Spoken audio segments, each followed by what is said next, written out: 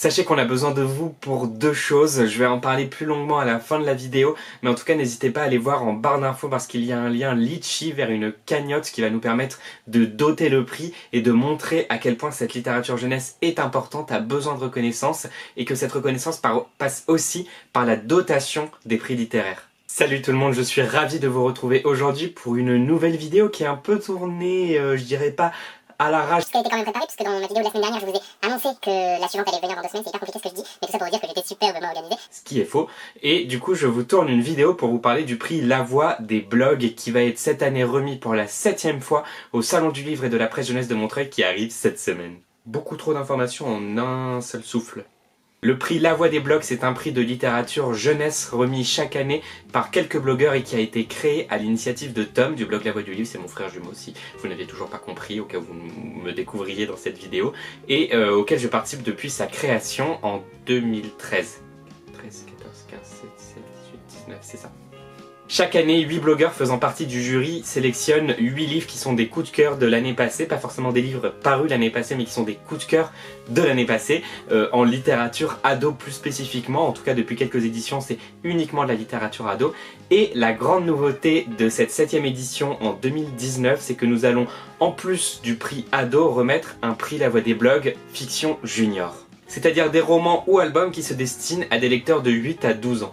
Nous avons décidé d'ajouter cette catégorie car nous sommes dans le jury plusieurs à lire cette littérature et parce que nous voulions mettre un peu plus en valeur la diversité et la richesse de la littérature jeunesse.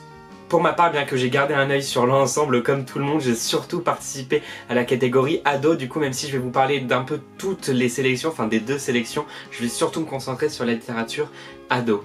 Donc cette année, il y a eu 2 sélections, 2 fois 3 finalistes et 2 délibérations qui ont mené lieu à 2 lauréats qui seront annoncés au Salon du Livre et de la Presse Jeunesse de Montreuil 2019, mais ça reste le même fonctionnement, quoi. Sachez que La Voix des blogs est présente sur Facebook mais aussi depuis peu sur Instagram. Je suis justement en train de me faire un petit mémo de la sélection sur notre compte Instagram, donc n'hésitez pas à aller le suivre. Cette année dans la sélection junior, nous avions donc 8 romans à commencer par Le Peuple du Chemin de Marion Achard aux éditions Talent Haut. Nous avions aussi Goliath, Chat pirate de Cécile Alix aux éditions Poulpe Fiction. Solaire de Fanny Chartres aux éditions de l'École des Loisirs. Rouge de Mathieu Pierlot aux éditions Thierry Magnier. Viser la Lune de Anne-Fleur Multon aux éditions Poulpe Fiction. Et nos 3 finalistes, Jefferson de Jean-Claude Morleva aux éditions Gallimard Jeunesse, Anthony à 5 minutes près de Manon Fargeton aux éditions Rajo, et Rosalie de Timothée de Fombelle aux éditions Gallimard Jeunesse. J'en ai perdu un. Dans la sélection ado, nous avions Proxima du Centaure de Claire Castillon aux éditions Flammarion Jeunesse, un roman dont j'avais déjà dû vous parler sur la chaîne. Je vous retrouverai le lien de la vidéo et je vous le mettrai dans la barre d'infos.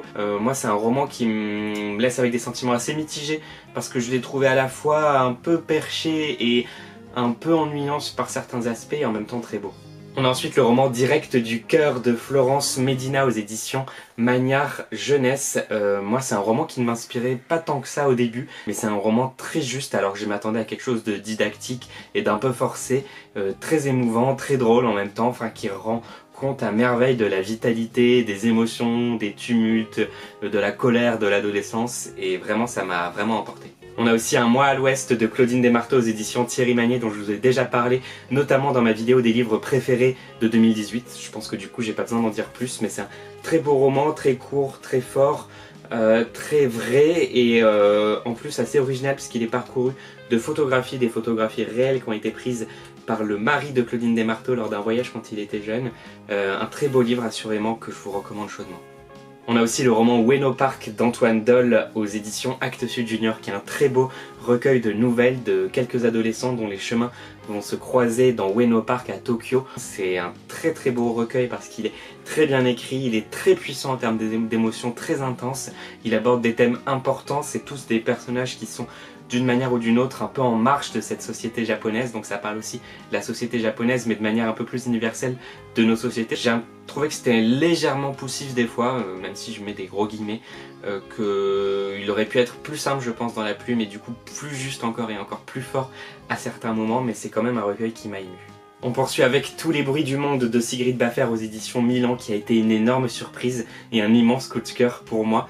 On y suit au début du XXe siècle le destin de Graziella. Je relis le résumé puisque si vous me connaissez, vous savez que j'oublie toujours les prénoms et même les dates des histoires. C'est plein d'émotions, c'est plein d'aventures et en même temps de vie. C'est très beau, c'est très bien écrit, c'est très juste. Je trouve que c'est un roman à la fois ambitieux et rassurant et j'ai pris énormément de plaisir à le lire.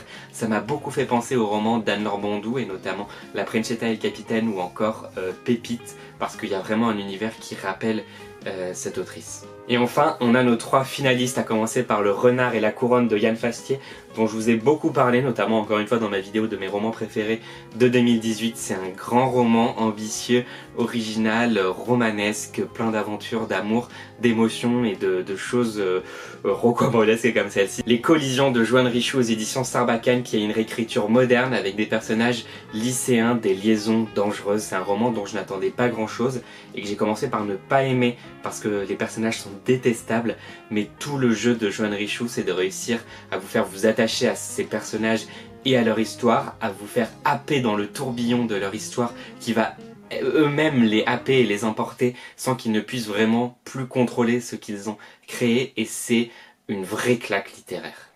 Et enfin Brexit Romance, le dernier roman de Clémentine Beauvais qui est paru aux éditions Sarbacane, qui est mon plus gros coup de cœur de 2018. J'ai fait toute une vidéo consacrée à ce livre pour lui déclarer mon amour, je vous la mets en barre d'infos, ça suffira franchement, allez la voir. En plus c'est une vidéo sur laquelle j'ai énormément travaillé et que j'aime énormément, donc si vous pouviez aller la voir et me dire ce que vous en pensez, ça me toucherait beaucoup. Si vous voulez découvrir en direct les 2 gagnants de nos prix La Voix des blogs, à savoir Roman Junior et Roman Ado, nous vous donnons rendez-vous au Salon du Livre et de la Presse Jeunesse de Montreuil. Ce sera le samedi 30 novembre 2019 à 12h30 sur la scène littéraire. On a 1h30, il y a des auteurs qui vont venir pour échanger avec nous, donc Manon Fargeton, Timothée de Fombelle et Anne-Fleur Multon. On va remettre les 2 prix, il va y avoir des lectures, enfin voilà, ça va être un super moment, n'hésitez pas à venir nombreux pour acclamer ces auteurs et pour découvrir les 2 lauréats. On vous permet aussi de remettre un prix, parce que chaque année, une mention des lecteurs est remise au titre qui a été le plus plébiscité par vous, lecteurs. Donc cette année, il y a donc 2 mentions des lecteurs, une par catégorie. N'hésitez pas à aller voter, je vous mets le lien dans la barre d'infos. Et comme je vous le disais, cette année encore, nous allons doter le prix, donc les auteurs vont repartir avec de l'argent pour récompenser leur travail et pour légitimer encore plus cette littérature jeunesse que nous chérissons tant. Et cet argent, c'est le nôtre et le vôtre. On a mis une cagnotte Litchi, je vous mets le lien dans la barre d'infos une fois de plus, bon j'ai dit 10 fois mais c'est pas grave. Vous pouvez aller donner, même si c'est 1 euro, c'est déjà énorme pour nous, même si c'est un partage, c'est déjà beaucoup, et ce serait vraiment chouette pour les auteurs qui vont gagner le prix.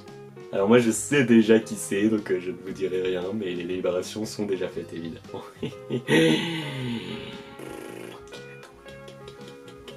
Le prix va d'ailleurs connaître quelques changements parce que l'équipe va se renouveler en partie, on va recruter des nouvelles personnes. Si ça vous intéresse, laissez-moi un petit commentaire avec votre blog ou chaîne YouTube ou compte Instagram. Moi ça peut m'intéresser pour élargir un peu mon champ des possibles dans les personnes que nous allons pouvoir recruter.